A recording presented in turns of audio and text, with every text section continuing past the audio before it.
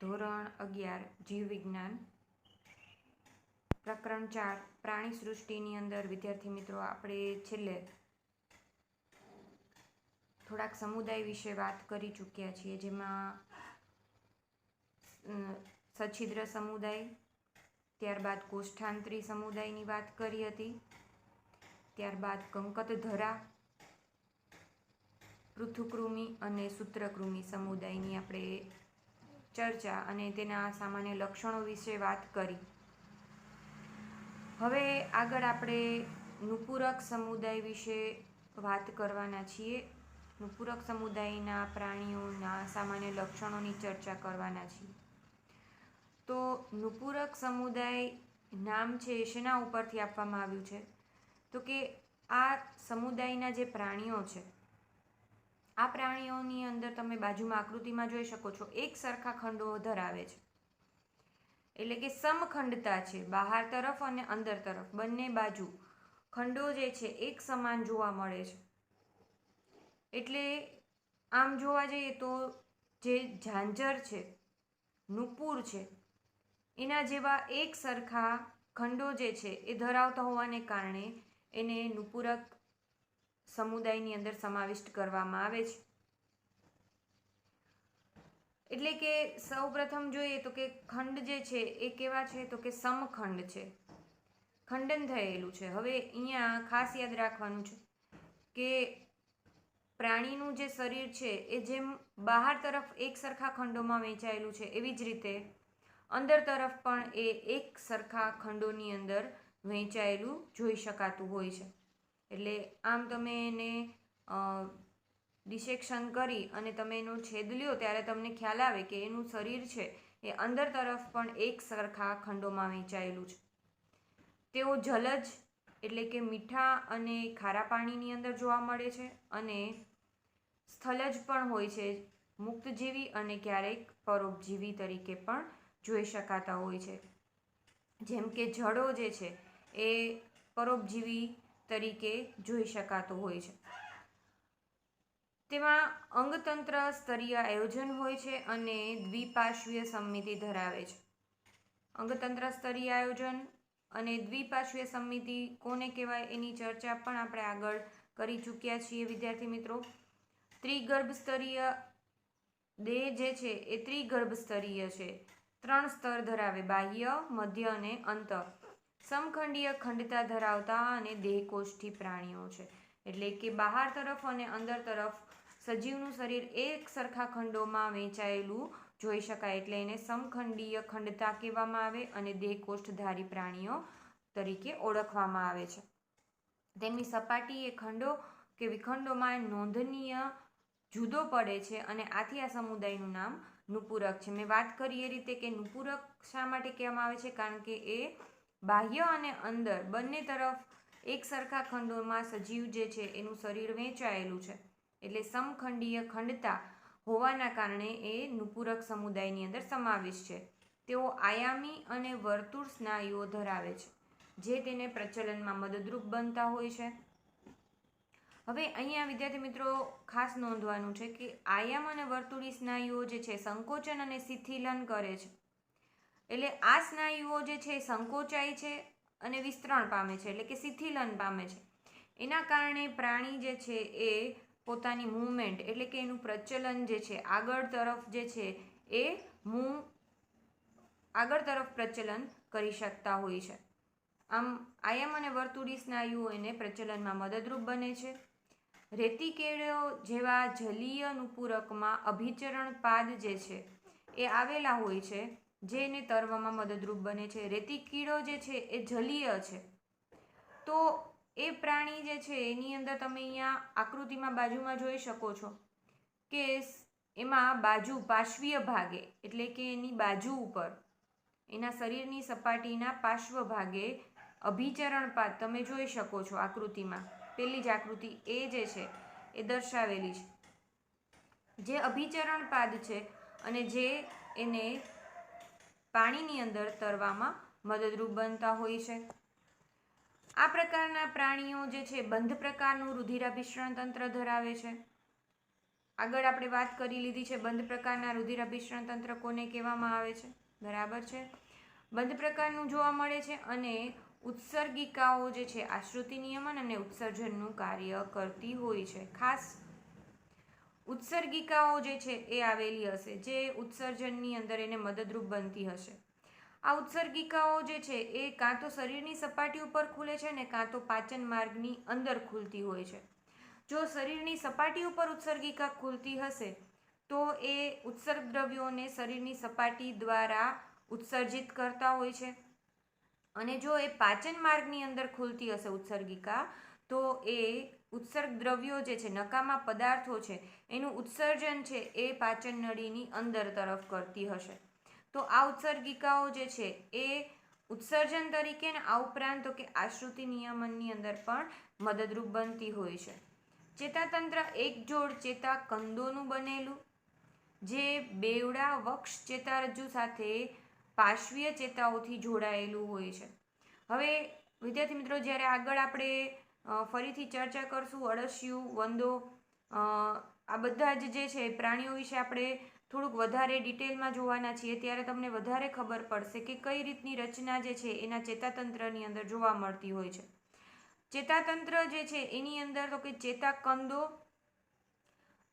શીર્ષના ભાગે જે છે એ ચેતાકંદો અને આ ઉપરાંત દરેક ખંડની અંદર પણ જે ફૂલાયેલો ભાગ જે છે એ ચેતાકંદો આવેલા હશે, જે તો કે વક્ષ ચેતારજ્જુ દ્વારા એક ચેતાકંદ બીજા ચેતાકંદ સાથે જોડાયેલું હશે અને ચેતાકંદની ઉપર ચેતાઓ આવેલી હશે, અને આ ચેતાઓ જે છે એ દરેક ખંડની અંદર ચેતાકરણ કરતી હશે, એટલે કે માહિતી જે છે એનું વહન છે એ કરતી જોઈ શકાતી હોય છે ચેતાઓ. અને વક્ષ બાજુએ આવેલું હોવાથી એ પૃષ્ઠ બાજુ એટલે કે જે પીઠની બાજુ છે એ, અને વક્ષ એટલે કે જે સજીવના શરીરનો નીચેનો ભાગ છે જે એના જમીન સાથે જોડાયેલો છે એ વક્ષ ભાગ કહેવાશે. એટલે વક્ષ બાજુએ આવે છે એટલે વક્ષ ચેતારજ્જુ તરીકે ઓળખવામાં આવે છે. રેતિકીડો જલીય સ્વરૂપ અને દ્વિગૃહી એટલે કે એકલિંગી છે. ફક્ત એક જ લિંગ જે છે જોવા મળે છે, એક લિંગી અને દ્વિગૃહી છે રેતિકીડો. જ્યારે ખાસ નોંધવા જેવું અળસિયું અને જડો જે છે એ ઉભયલિંગી છે એટલે કે એક ગૃહી છે, કારણ કે બંને લિંગ એક જ સજીવમાં જોવા મળશે, એટલે કે અળસિયો અને જડો એ બંનેની અંદર તો કે નર અને માદા એવું તમે જુદાપણું દર્શાવી શકશો નહીં, કારણ કે બંને લિંગ બંને પ્રજનન અંગ જે છે નર પ્રજનન અંગ અને માદા પ્રજનન અંગ આ બંને જે છે એક જ પ્રાણીની અંદર જોવા મળશે, અળસિયો અને જડો આ બંનેમાં. જ્યારે રેતિકીડો જે છે એમાં તો કે નર અને માદા પ્રજનન તંત્ર બંને અલગ અલગ પ્રાણીઓની અંદર જોવા મળતા હોવાથી એ કેવા છે તો કે એકલિંગી છે, જે દ્વિગૃહી તરીકે પણ ઓળખવામાં આવે છે.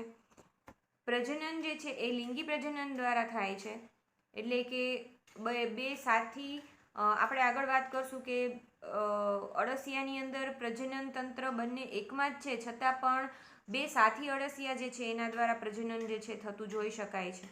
એટલે લિંગી પ્રજનન જે છે એ જોવા મળતું હોય છે. ઉદાહરણની અંદર તો કે રેતિકીડો, અળસિયો અને લોહી ચૂસતી જડો આપણે આગળ વાત કરી કે પરોપજીવી તરીકે જીવન ગાળતી જોઈ શકાતી હોય છે. તો આ વાત થઈ વિદ્યાર્થી મિત્રો નુપુરક સમુદાયની. આગળ આપણે વાત કરીએ સંધિપાત સમુદાય. સંધિપાત સમુદાય જે છે પ્રાણી સૃષ્ટિનો સૌથી મોટામાં મોટો સમુદાય છે. સંધિપાદ નામ જે છે એના ઉપરથી તમે કહી શકો કે સાંધાવાળા ઉપાંગો ધરાવતા હોવાથી આ પ્રાણીઓને સંધિપાત સમુદાયની અંદર સમાવિષ્ટ કરવામાં આવેલા છે.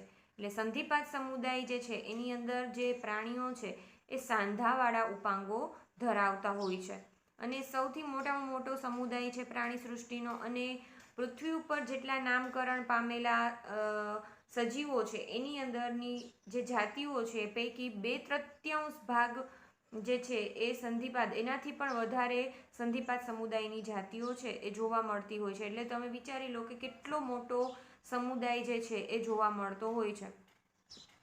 આ ઉપરાંત કે અંગતંત્ર સ્તરીય આયોજન ધરાવે છે, દ્વિપાર્શ્વીય સંમિતિ ત્રિગર્ભ સ્તરીય અને ખંડયુક્ત શરીર.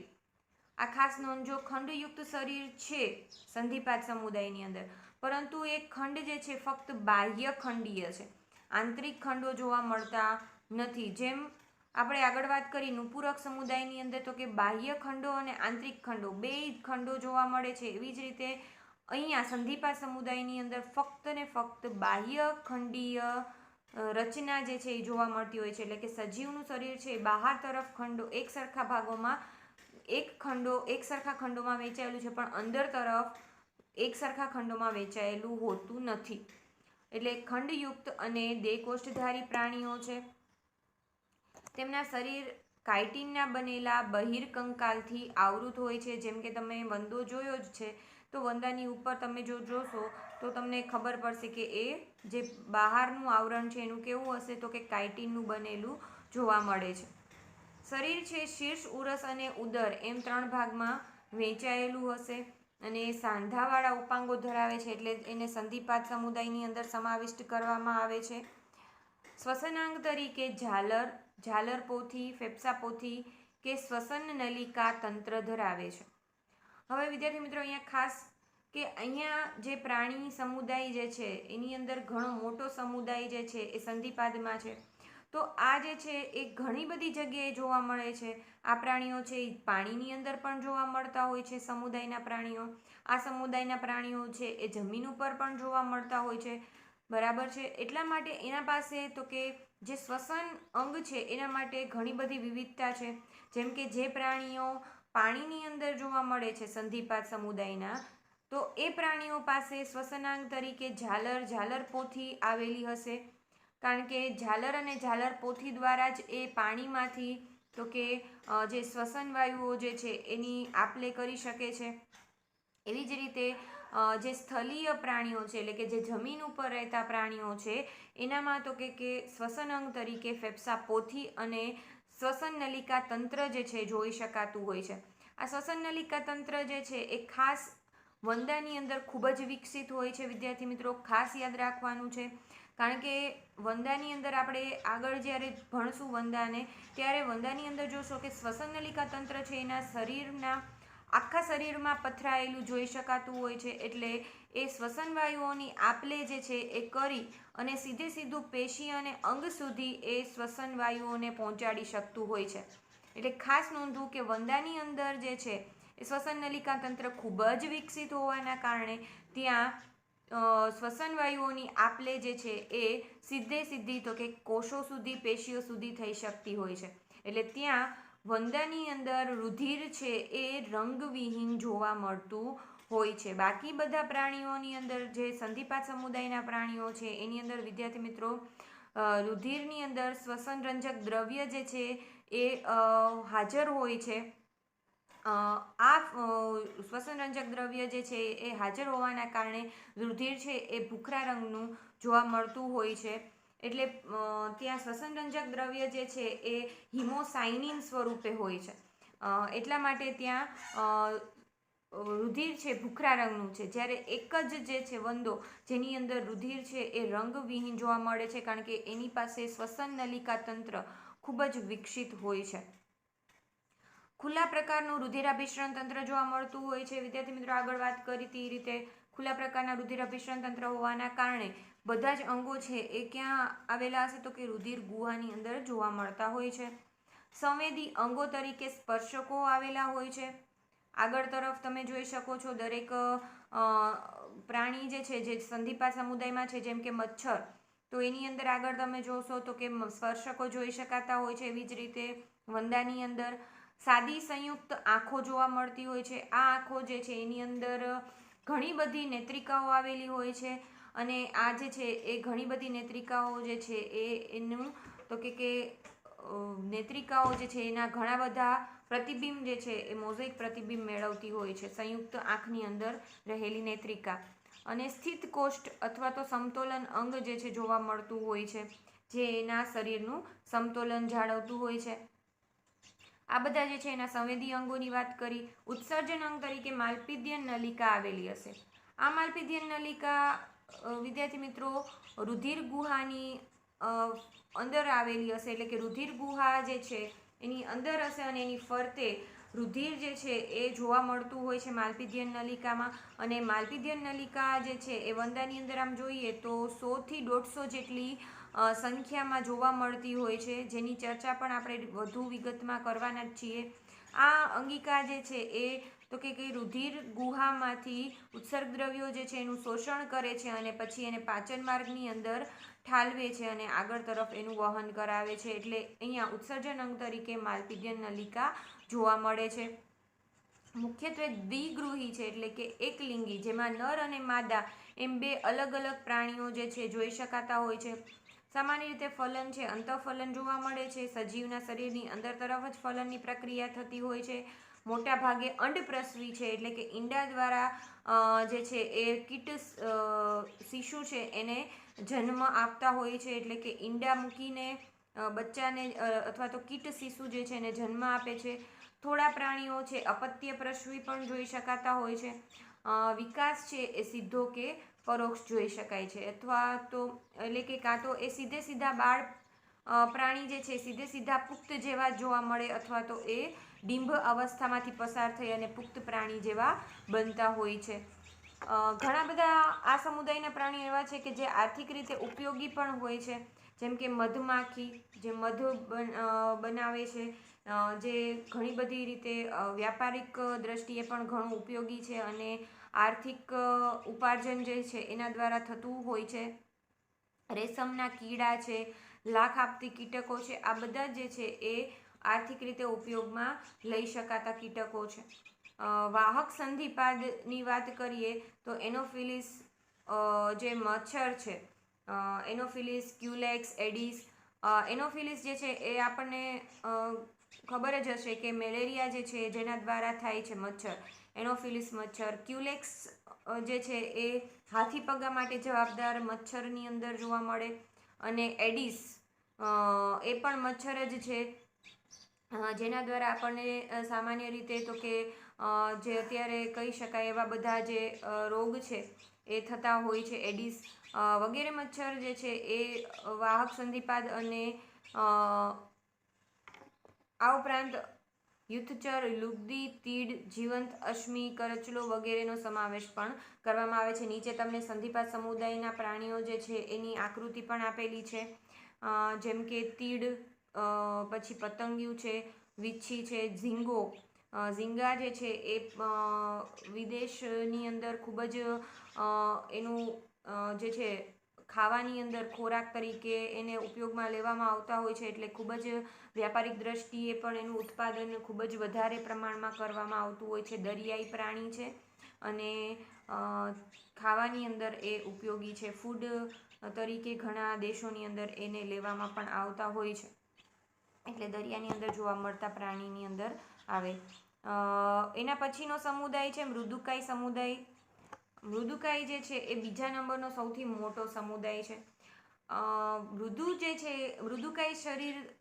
મૃદુ શરીર ધરાવતા હોવાને કારણે એને મૃદુકાય સમુદાયની અંદર સમાવિષ્ટ કરવામાં આવે છે. કારણ કે તમે વિદ્યાર્થી મિત્રો જોશો કે આ જે છે પ્રાણી મોટા ભાગે છે એ જલીય છે, ખારા પાણીની અંદર અથવા તો મીઠા પાણીની અંદર જોવા મળે છે. જેમ કે તમે જોશો કે એ પ્રાણી જે છે એ પોતાના ફરતે પ્રાવર ની રચના કરે છે. પ્રાવર જે છે એક આવરણ છે, જેમ કે શંખ છે, છીપ છે, કોડી છે, આ બધા જે છે એ એના પ્રાવર છે, જેના દ્વારા એ પોતાનું સજીવ જે છે પોતાનું રક્ષણ કરતા હશે. કારણ કે તેનું સમુદાયના નામ ઉપરથી જ તમે કહી શકો કે એ સમુદાયના પ્રાણી કેવા છે, તો કે મૃદુ છે.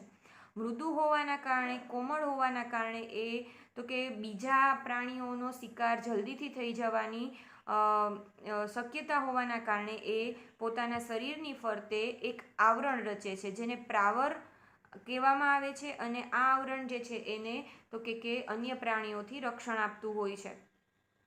અંગતંત્ર સ્તરીય આયોજન ધરાવે છે. દ્વિપાર્શ્વીય સમમિતિ, ત્રિગર્ભ સ્તરીય અને દેહકોષ્ઠધારી પ્રાણીઓ છે.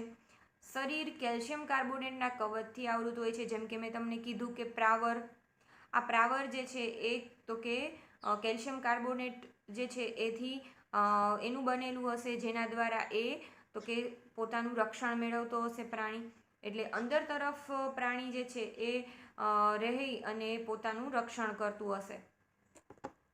તેઓ અંડવિહીન સ્પષ્ટ શીર્ષ, સ્નાયુલ પગ, અંતરંગ કંદુક અથવા ખૂંદ ધરાવતા હોય છે.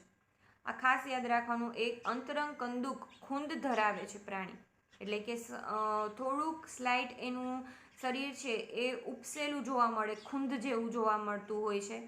અને ત્વચાનું કોમળ અને વાદળી સદૃશ સ્તર એ અંતરંગ કંદુકની ફરતે પ્રાવર બનાવતું હોય છે.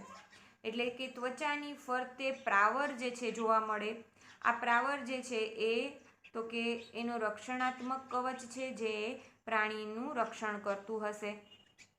ખૂંદ અને પ્રાવર આ બંને વચ્ચે, એટલે કે જે એની ઉપરની સપાટી છે ખૂંદ, અને પ્રાવર એટલે કે જે એનું રક્ષણાત્મક કવચ છે, એ બંનેની વચ્ચેનો જે અવકાશ છે એને પ્રાવર ગુહા તરીકે ઓળખવામાં આવે છે. જેમ કે તમે શંખ અથવા તો છીપ જોઈ હશે, જેની અંદર તમે એક ગુહા જેવી રચના એટલે કે એક પોલાણ જોયું હશે.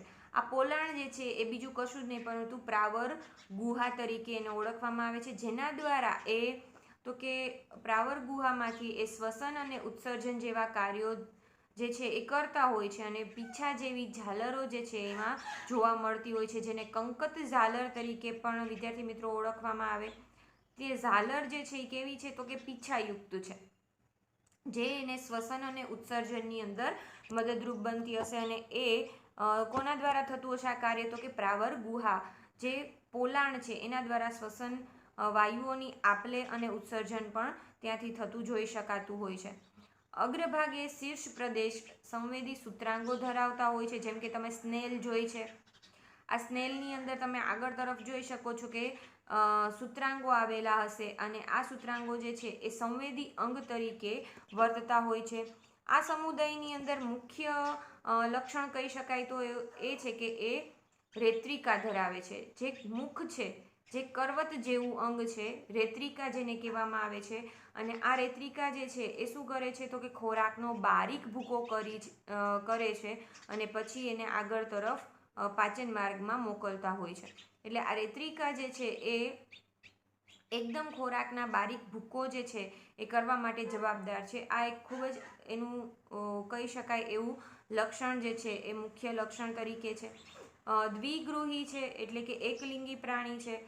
બંને લિંગ અલગ અલગ સજીવોની અંદર જોવા મળે છે, એટલે કે નર અને માદા અલગ જોઈ શકાતા હોય છે. પરોક્ષ વિકાસ ધરાવતા અંડપ્રસવી પ્રાણીઓની અંદર સમાવેશ છે. ડિંભાવસ્થામાંથી પુખ્ત પ્રાણી જે છે એ બનતા હોય છે, એટલે કે ડિંભ અવસ્થામાંથી પસાર થઈ અને પછી એ પોતાના પુખ્ત સજીવ જેવો દેહ રચના જે છે ધરાવે છે, એટલે પરોક્ષ વિકાસ છે. અને અંડપ્રસવી પ્રાણી છે, ઈંડા દ્વારા બાળ શિશુ જે છે, કીટ શિશુ છે એને જન્મ આપતા હોય છે. આની અંદર ઉદાહરણની અંદર લઈ શકો પાયલા, મોતીચીપ, લોલીગો, એપ્લાસિયા, અષ્ટકવચ. અષ્ટકવચની અંદર તમે એના કવચને જોશો તો 8 ભાગમાં વહેંચાયેલું છે, એટલે અષ્ટકવચ કહેવાય છે. સેપિયા, ઓક્ટોપસ અને દંતકવચ. દંતકવચ પણ જે છે દાંત જેવી રચના હોય છે, એટલે એને દંતકવચ કહેવાય છે. અહીંયા નીચે તમને ઉદાહરણમાં આપેલું જ છે પાયલા અને ઓક્ટોપસ. પાયલા તમે જોઈ શકો છો કે એક શંખ જેવી રચના છે, જેની અંદર એ રહેલું હશે, અને બહાર તમને જે ગુહા જેવું દેખાય છે એ પ્રાવર ગુહા છે. બરાબર છે. તો આ જે રચના જે છે એ મૃદુકાય સમુદાયના પ્રાણીઓની છે અને મૃદુકાય સમુદાયના સામાન્ય લક્ષણો. તો વિદ્યાર્થી મિત્રો, અહીંયા સુધી આપણે રાખીએ છીએ. હજી પણ આપણે ઘણા બધા સમુદાય જે છે એના લક્ષણોની ચર્ચા કરવાના છીએ. સૌને નમસ્તે.